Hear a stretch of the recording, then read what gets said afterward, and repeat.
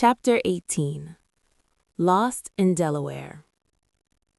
In June 1974, Mommy walked into the kitchen of our house in Queens and said, "We're moving to Delaware.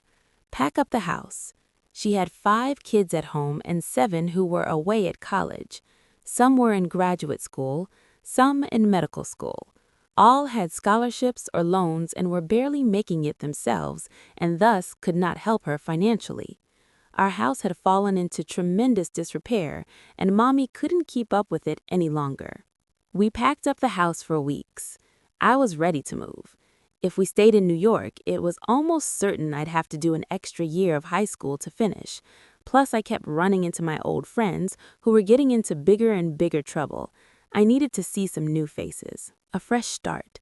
My younger sisters, on the other hand, loved living in New York, had none of my problems, and didn't want to leave. Why move, they argued. We're happy here. They called a family meeting. Mommy sat down to talk it out, listened to their reasoning, pursed her lips, and nodded her head. "If you feel that way," she said, "we'll stay." She got up and announced breezily, "We're not moving," and walked out of the room. It was as if she had pulled out a grenade, yanked the pin, dropped it on the floor, and exited. My brothers and I looked at one another in shock. By then, the house had been on the market and was being sold. There was a buyer. Contracts had been signed. Teachers had been told. Preparations had been made. We argued about it for hours. "We should move," I said. "Forget it," my sisters argued. "We have to go," my older brothers commanded. They felt Ma couldn't afford to live in New York any longer. Ma was called in to re-enter the debate. "Let me think about it again," she said. She sat down on the couch and immediately dropped off to sleep, snoring away while the rest of us argued. My mother is the only individual I know who can fall asleep instantly for 2 minutes, deep REM sleep, complete with snoring, only to be awakened instantly by certain select noises. A hurricane won't move her, but the sound of a crying baby or a falling pot will send her to her feet like a soldier at reveille. When she awoke, she wandered off saying nothing. Days passed. Finally, she announced, "We're staying." Cheers from the girls. We slowly began to unpack. The very next day, she barked, "We're moving." Cheers from the boys. We packed again. Ma went back and forth on this for weeks while the realtor pulled out his hair trying to decide if his commission was going to come through or not. The debate lasted literally up to the August morning when we rented a U-Haul truck, loaded it up with all our worldly possessions, some of us riding with the furniture in the back, and pointed it down I-95 toward Wilmington, Delaware, looking like the Beverly Hillbillies. "Why Wilmington?" we asked Ma. "Why not?" she said. "It's cheap." She had bought a small house in town for less than $12,000, which is what she could afford. We knew nothing about Delaware. Mommy had an old friend from Harlem who lived there. "You'll do fine in Delaware," Ma's friend said. But from the moment we parked our U-Haul in front of our new home, we were completely lost. We thought we'd function in Wilmington as we had in New York, catching subways and buses and living off public transportation in the groove of the city. But Wilmington had no subway, and only the very poor took the bus, which stopped running at about 9 p.m. Unlike New York, where Ma could stretch $1 for a mile and lead her troops to the promised land of Macy's, Gimbel's, and Orbach's, entertaining them for free at museums, parades, block parties, and public concerts, Wilmington was a land of suburban shopping malls, high school marching bands, blonde prom queens, small-town gossip, and an inner city from which whites were fleeing as fast as their Ford Pintos could take them. We were shocked by the racial division of the city and surrounding county, where most of the black kids attended understaffed and underfunded city schools, while whites attended sparkling, clean suburban schools with fantastic facilities. The segregated schools came as a complete surprise to Mommy, who had not even considered that problem, and the southern vibe of the city, anything south of Canal Street in Manhattan was the South to us, brought back unpleasant memories for Mommy. She hates the South. A few months after we arrived, a group of Delaware state troopers stopped a group of us on a dark highway one night after my older brother David, who was driving, made an illegal U-turn. The troopers were tall, arrogant, and unsympathetic. They surrounded the car full of black kids and white mother, shined flashlights everywhere, and made David, then a doctoral student at Columbia University, stand outside in the cold without his coat while they questioned him pointedly. They then hauled him into night court while the rest of us followed, frightened and angry. Mommy was furious that her shy, intellectual son, she was always so proud of David and would literally have carried his books to school for him if he had asked her to, was placed before a judge who asked him to announce whether he was guilty of the traffic infraction or not. She immediately jumped into F. Lee Bailey mode. "Don't say guilty," she cried. "They'll lock you up." "Please, Ma," David said, trying to calm her as the judge looked on. "No, no," she shouted. "You're not guilty of nothing." Looking back now, the whole incident was only a routine stop, ticket, and trip to night court, and when I later covered cops as a reporter for the Wilmington News-Journal, I saw a much better side of the Delaware State Police. But Mommy did not have that insight, and from that moment on, she hated Delaware. We're really moving back to New York now. We haven't sold the house yet. We'll get out of that contract. My sisters loaded the northbound Amtrak train at Wilmington, carrying their possessions in shopping bags. Contingency plans were made, appointments were drawn up, promises were struck. "Y'all follow us with the truck. We'll enroll in school. Talk to the principal for me, okay? See you in New York." And they were off. 2 hours later, I talked Ma out of it. "What's back in New York?" I asked her. "There's nothing back there for us. It's over. You can't afford that house." Regretfully, she agreed. The girls called up from the city and she ordered them back home. She was spinning in crazy circles only because she was trying to survive, and movement was her modus operandi when things got tough. She was a 54-year-old widow living off a small pension and Social Security with 5 kids still left to raise. She had never been on her own in terms of moving, checking out neighborhoods, buying houses, driving cars. It was a lot for anyone to do alone.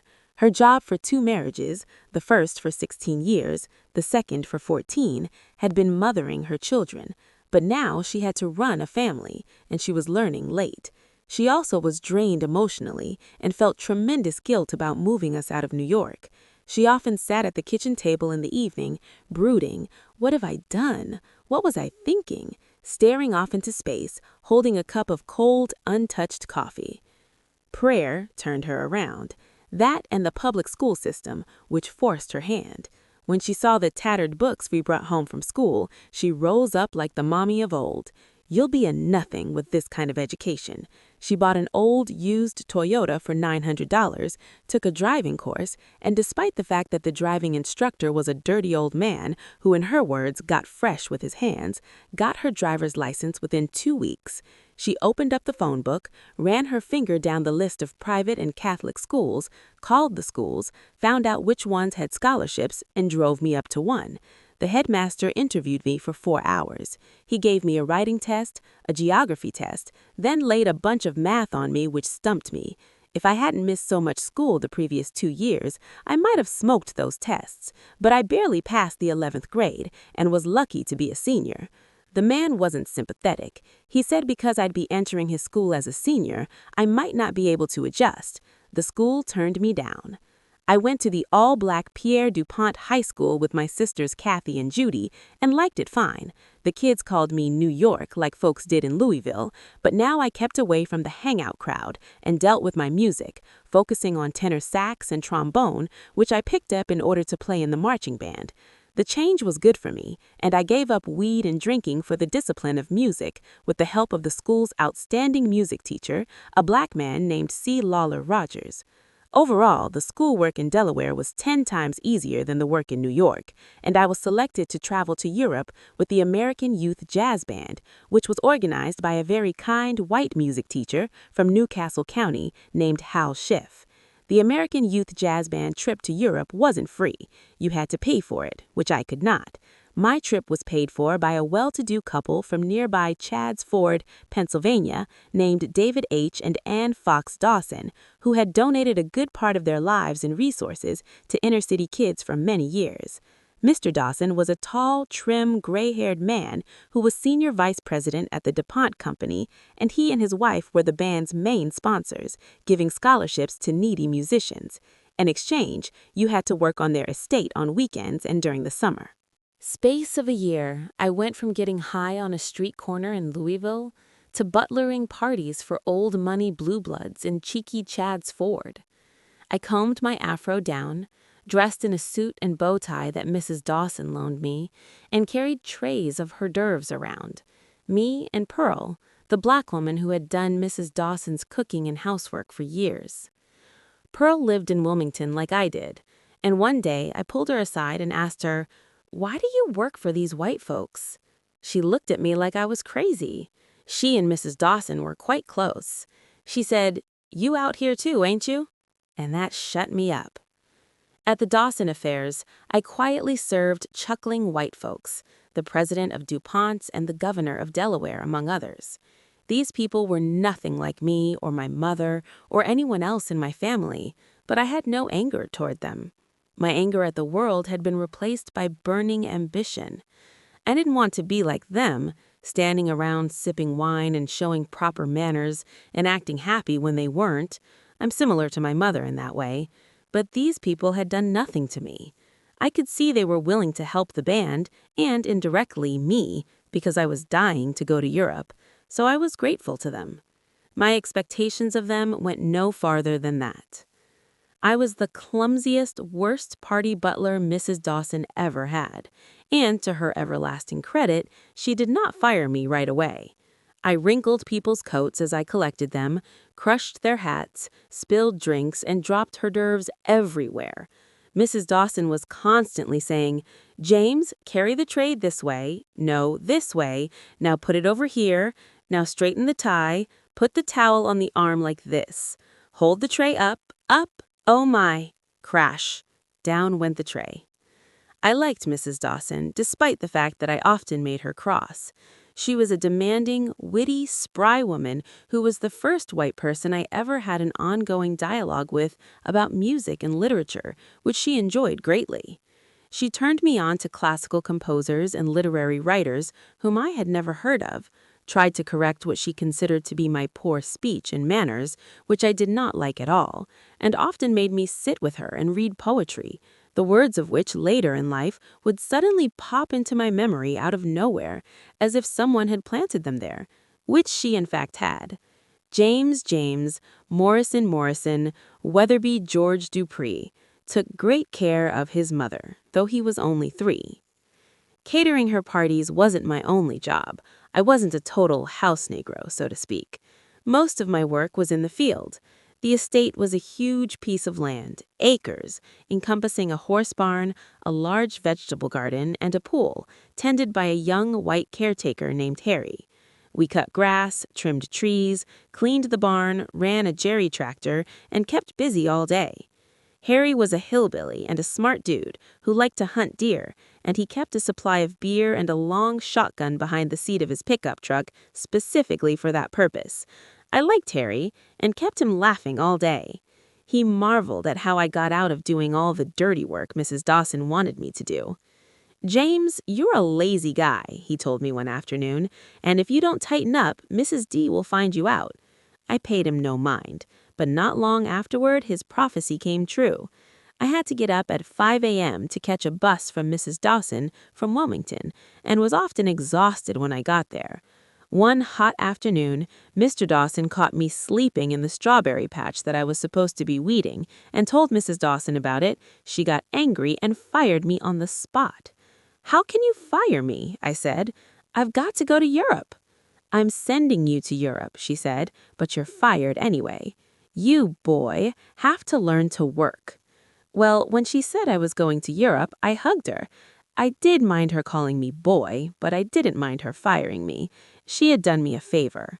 I kept in touch with her for many years. She helped me through college and helped me get into graduate school as well.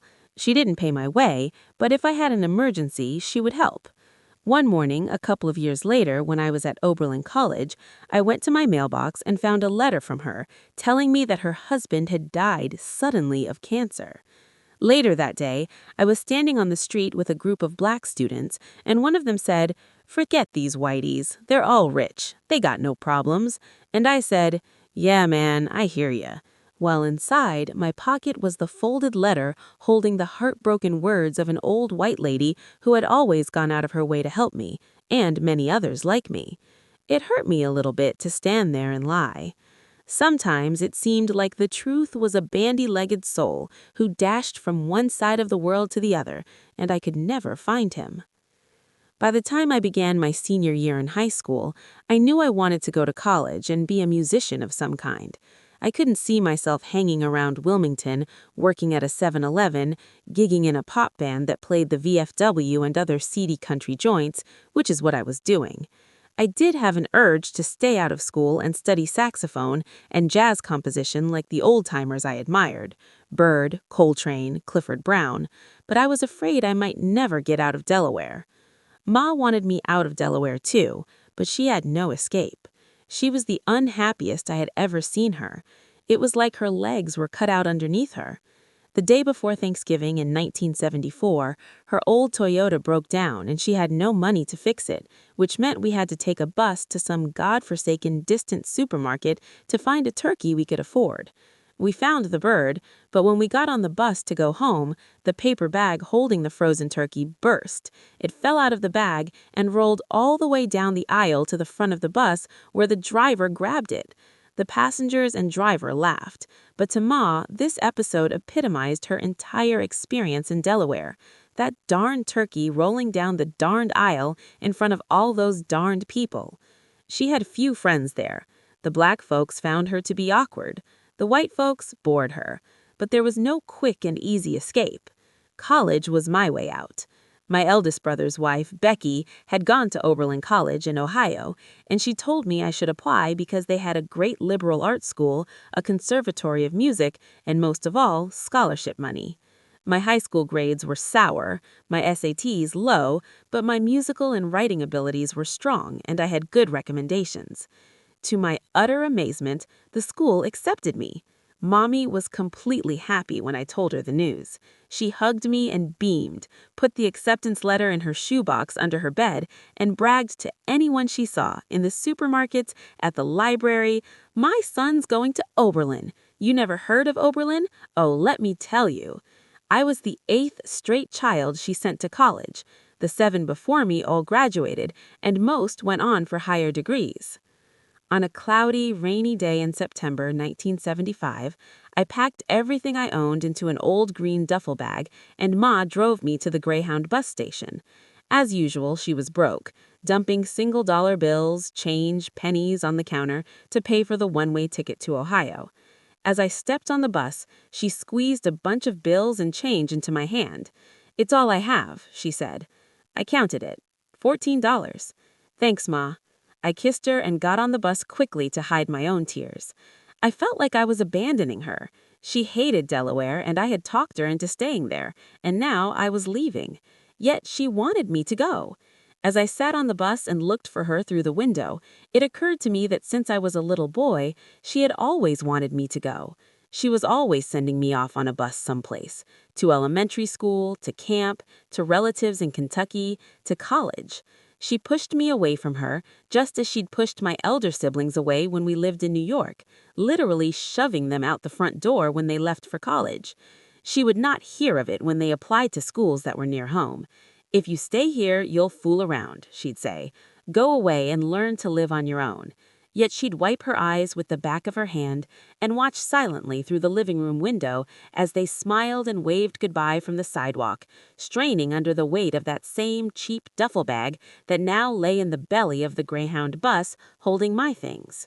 She always cried when they left, though she never cried in front of us. She'd retreat to her room for that. I was actually worried she would cry when I boarded the bus, but when I looked through her window, I was relieved to see she wasn't crying at all. She was pacing, puckering her lips, frowning, making faces. She paced this way and that, hands in her pockets, as the wind blew swirls of leaves and discarded paper cups about her feet.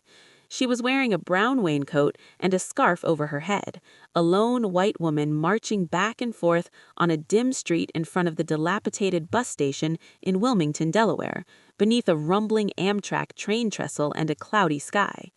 She seemed so agitated and jumpy. I remember wondering if she had to go to the bathroom. As the bus engine rumbled to life, she didn't wave, but rather gave a quick flip of the hand that said, "Go, go on," and hurried away. The bus pulled off, and she was out of sight for a moment, but after we turned the corner, I saw her from the window across the aisle, and she had broken down. She was leaning on the wall beneath the train trestle, head bowed, one hand squeezing her eyes, as if the tears that flowed out of them could be squeezed into oblivion.